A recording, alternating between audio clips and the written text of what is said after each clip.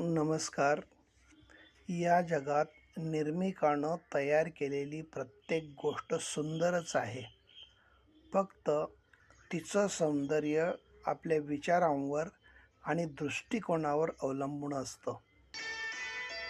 सतत घेतलेली माघार आणि प्रत्येक वेळी दाखवलेला चांगुलपणा नेहमी आपलाच घात करतो. पिकं येतात ती पावसामुळं, पुरामुळं नव्हे. जो कोणत्याही परिस्थितीत ठामपणे एकटं उभं राहण्याची हिंमत ठेवतो त्यालाच समाज किंमत देतो. मन स्थिर असेल तर विचार भरकटत नाहीत आणि स्थिर विचार असेल तर यशाचा मार्ग चुकत नाही.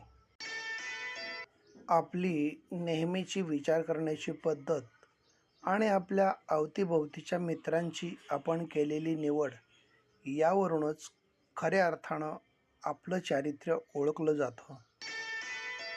उच्च ध्येय सुंदर असतं, ते असाध्यही नसतं, पण तिथं पोहोचण्यासाठी चालावा लागणारा रस्ता मात्र अवघड असतो.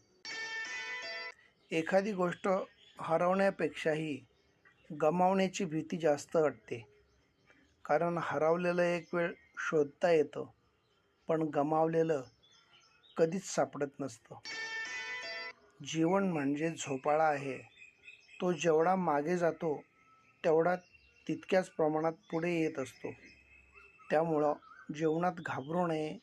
दुःख जेवढी येतात तेवढीच सुखही येणार असतात. नकारात्मकतेचा थोडासा अंधार देखील सकारात्मकतेच्या ऊर्जेचा प्रकाश थांबवतो. सूर्य खूप मोठा, प्रखर, तेजोमय आणि ऊर्जामय आहे. मात्र एक छोटासा ढग देखील त्याचा आपल्यापर्यंतचा पोहोचणारा प्रकाश रोखून धरू शकतो. त्यासाठीच आपल्याला नकारात्मक विचारांपासून सदैव दूर राहणं गरजेचं असतं.